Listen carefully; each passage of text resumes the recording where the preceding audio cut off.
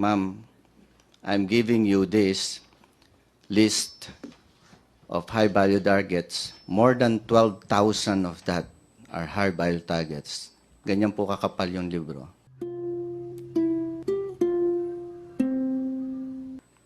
Okay. Sir, in a short time when VP Robredo was part of the ICAD, how was she able to contribute to these numbers na you mentioned, sir? Was there any significant increase or change in the number when she was there in ICAD?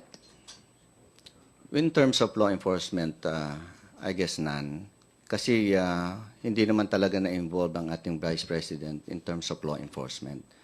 She did not in any way supervise our people down there in the fields. So I guess wala namang nabago o wala namang dapat glaring issues na makikita natin na talagang sabihin natin bumababa ang krimen o bumababa ang accomplishment natin sa illegal drugs or not. But I would just like to give you some briefing on what really happened on ICAD. So it started on November 6 when the President appoints our VP to be my co-chair in ICAD. And on November 7, I wrote a letter to Malacanang asking the President's guidance. What is the actual responsibility or the scope of authority of the Vice President as my co-chair in ICAD? Kasi even the Vice President during the time doesn't even know what is her obligation. In fact, sinasabi niya sa akin during a closed-door meeting before the ICAD meeting with her, na sabi niya, DG, hindi ko alam kung anong tatrabahuhin ko rito sa ICAD. Hindi ko alam kung anong magiging specific na function ko. So that's the reason why I wrote. But before she said that, nakasulat na ako sa Malacanang and the Department of Justice to give me the functions kung ano magiging responsibility ng Vice President. And then on November 8, that is our first Mother ICAD meeting. And it's as I've said, that is just a listening exercise for the Vice President to hear all the 4 clusters who briefed her during the time.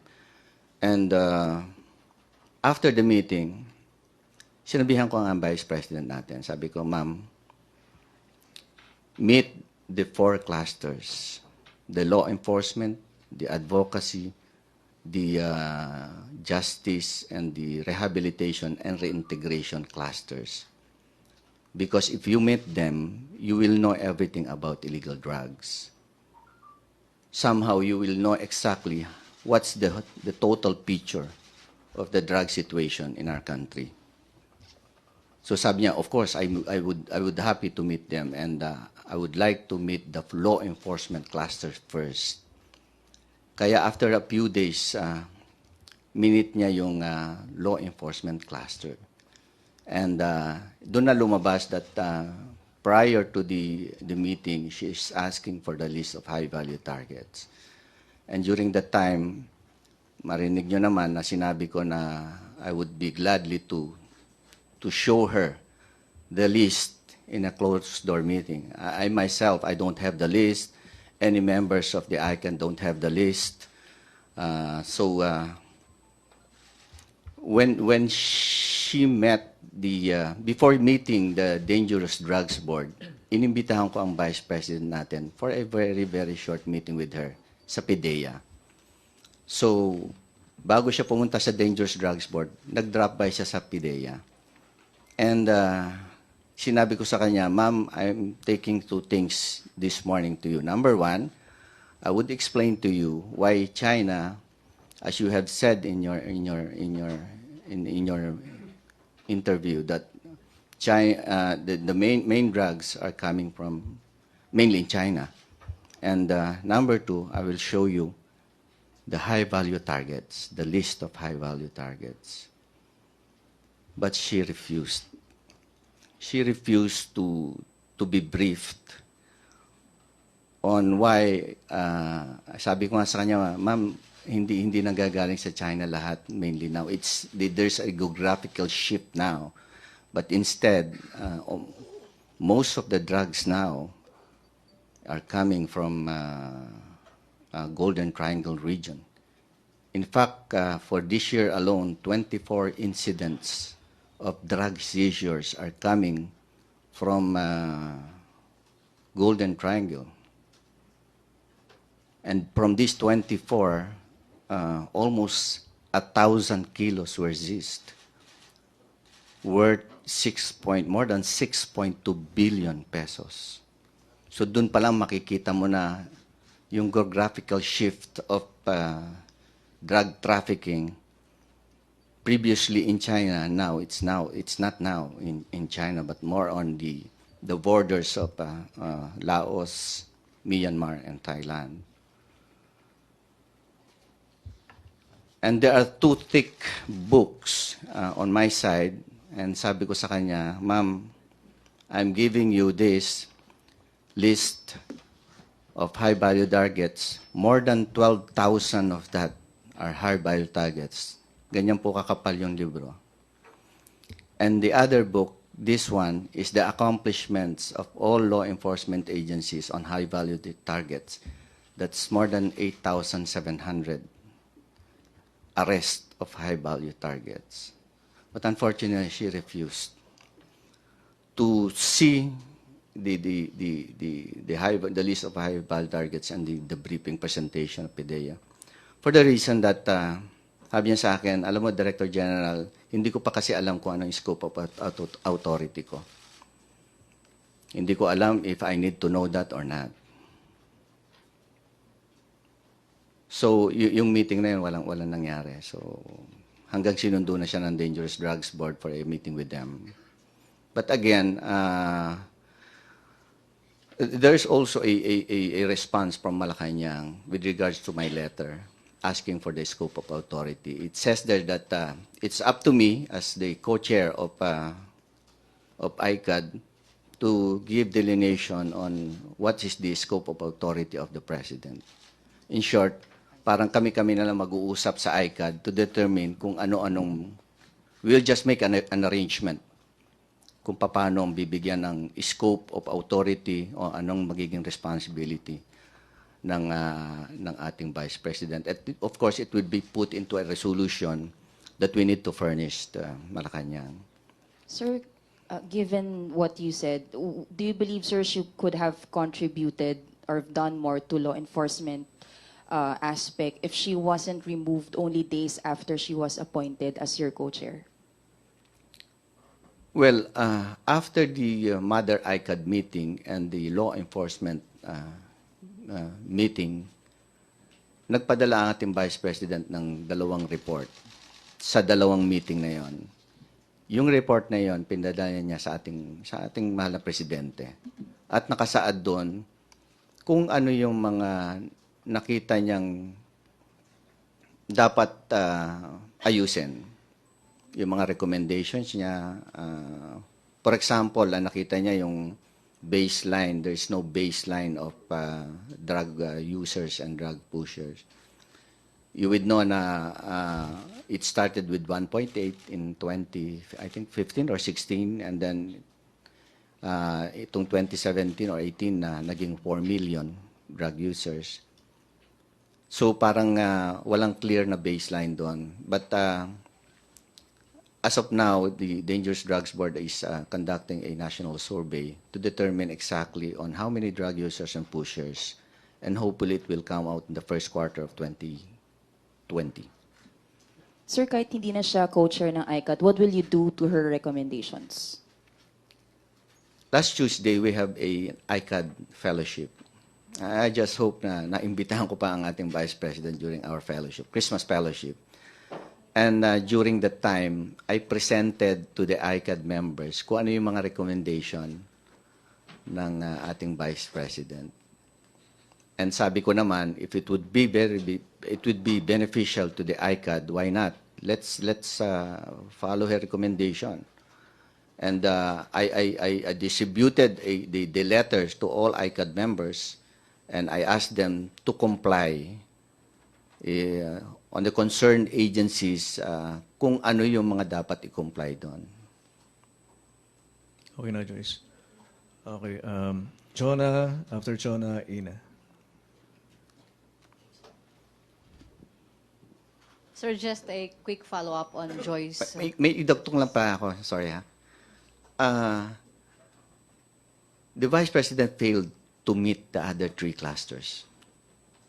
Yung sinabi ko sa kanya that she will meet, you need to meet the 4 clusters. Anong nangyari? She failed to meet the other 3 clusters when she started to meet other international counterparts like the US, the UNODC. Kaya siguro nangyari na may misinform siya.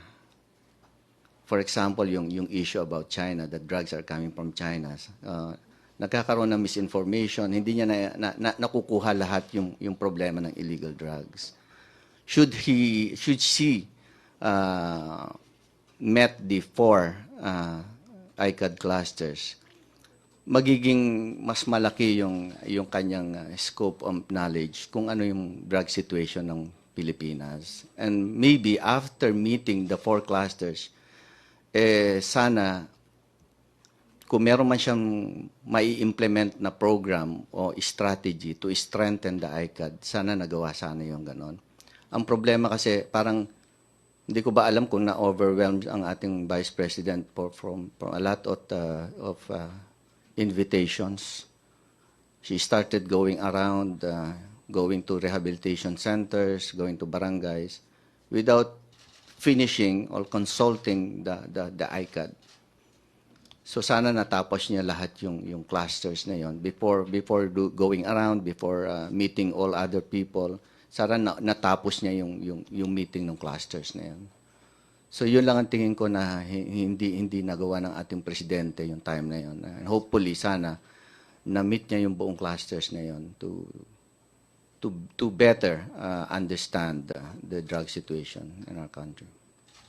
Yes, ma'am. Chona. Sir, quick follow-up of that.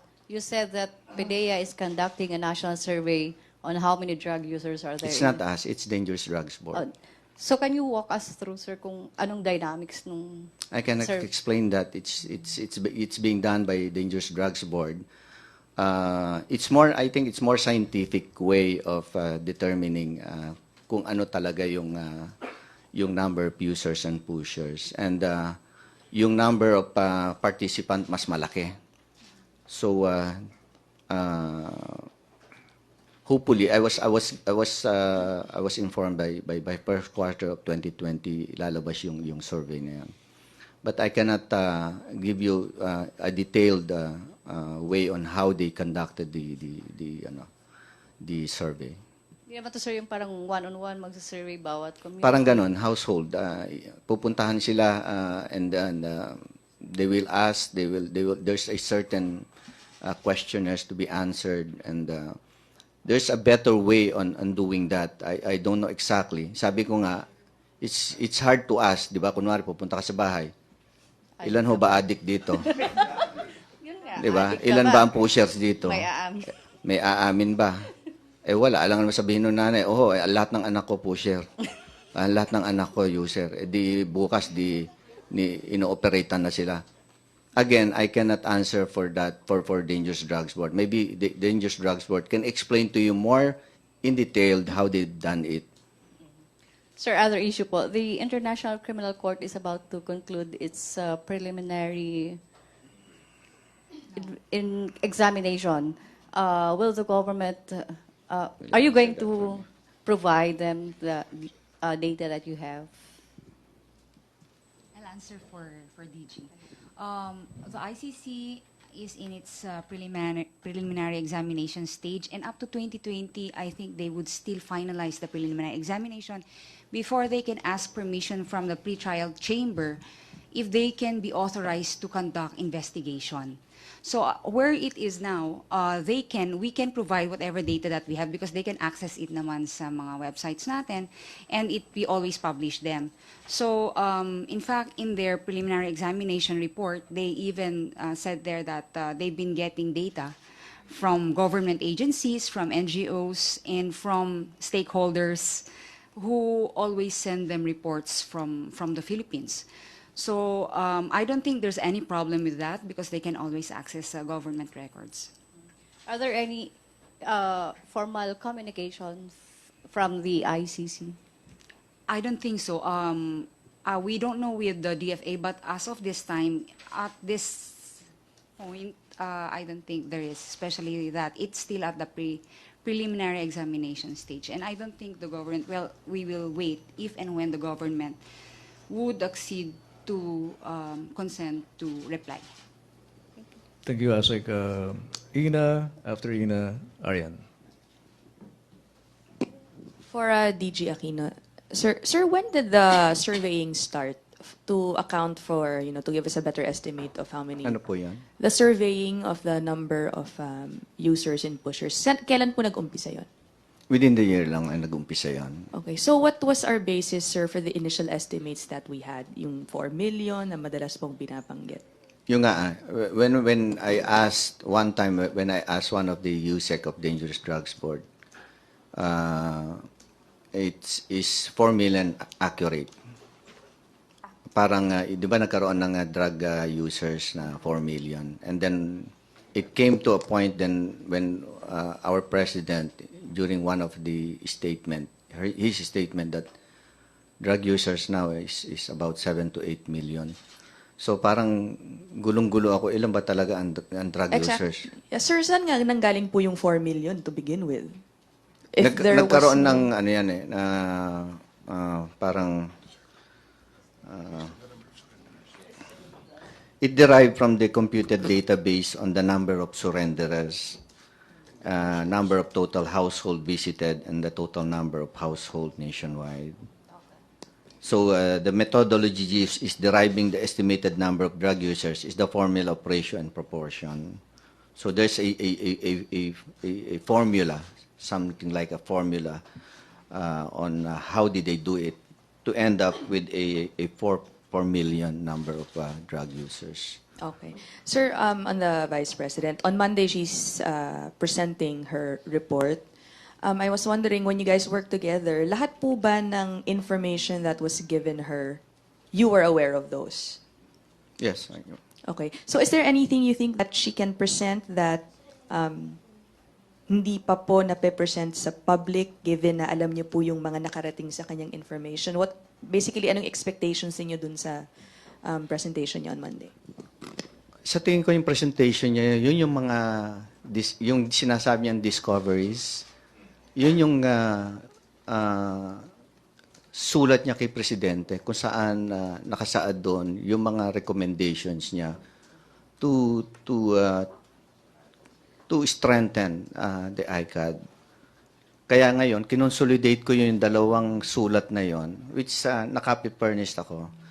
And then I started giving these reports also to all ICAD members last Tuesday, nung nagkaroon kami ng fellowship. And I told them to comply to the recommendations of the Vice President. Sabi ko, hindi naman masama yung sinabi ng ating Vice President sa nakita niyang mga recommendations to strengthen our drug efforts. Kaya doon pa lang, sabi ko, sisingilin ko kayo by January. Lahat ng concerned agencies, gusto ko meron kayong sagot doon sa mga recommendations ng Vice President natin. Okay. So apart from the expected presentation of recommendations, yung baka may umaasa na baka meron siyang i-reveal that's, I don't know, state secrets or anything that's a real discovery that would surprise the people. Based on the information, as you mentioned, na alam mong nakarating sa kanya, meron po bang possibility na mangyari yun? If there is, I urge her to open up.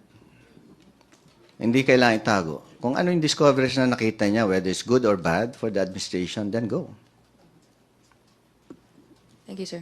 Maraming salamat, Ina. We'd like to acknowledge the presence of PCOO Undersecretary Rocky Ignacio. Arian Joseph. Hi, sir. Hello. Sir, just to clarify, may copy na po kayo ng report ni Vice President? Wala pa po.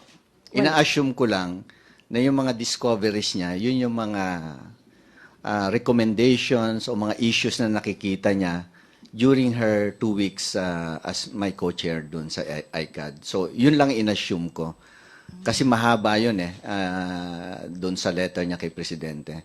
And from there nga, ibinigyan ko na lahat ng kopya ng mga ICAD members. So, inassume ko lang na yun yung mga discoveries niya. Pero wala pa po nabibigay na copy sa PIDEA. Wala pa po. Okay po. Tapos sir, as chair of ICAD po, how would you assess kasi sabi niyo po kanina may mga hindi siya na-meet na cluster. How would you assess her overall performance po with ICAD as your co-chair po? Yun lang sinasabi ko na siguro missteps lang nangyari sa kanya na sana she should have met all the 4 clusters. Yun lang ang nagiging problema na sana na yung pinlan out niya kung ano bang gagawin ko para maintindihan ko muna. Sana inasikaso muna niya yung ICAD, which is a very, very important committee. So she could learn everything from there. So how would you understand everything if you are not meeting these people? And yet now you're meeting with other agencies, other foreign groups or what? Na yung mismong drug situation sa mga bansa na yan, mas malaki pa problema nila kaysa sa atin. But sir, generally, do you think, did she do well? Did she perform poorly? How would you assess it as chair of the committee, sir? Naging okay naman yung performance niya during our time. Pero siyempre, hindi ko makuha yung talagang ma-rate siya. It's just 2 weeks. Paano mo ma-rate yung na gano'n? So, Yes, sir. She's not even, kaya nga minsan may data that prior to her, yung mga accomplishments sa grounds, prior dun sa assumption niya, during her assumption, and after assumption.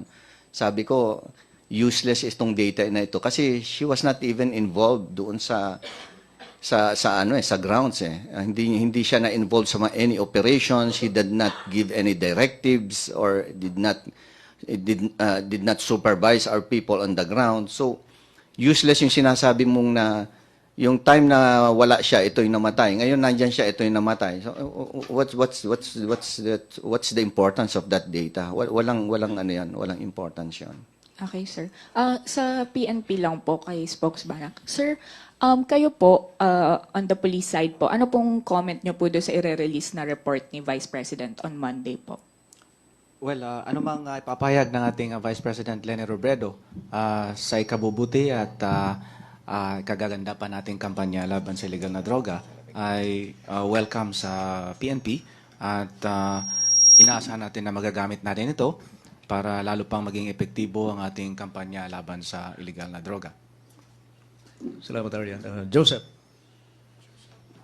Sir, with regard to the report of the Vice President, do you think there will be surprises ng mga things that she might have discovered? Because you said she didn't have access to the high-value target list, right? So what do you think will, aside from the recommendations, do you think there will be surprises? Kahit may access siya sa high-value target, so palagi ko wala naman siya makikita doon Kaya what's the use? Just like me, no, as the ICAD chair, I didn't need to know kung ano yon, kung sino yung mga nasa listahan na yon. What's important is that my people are complying with the targets every month, that they should commit a number of high value targets to be arrested.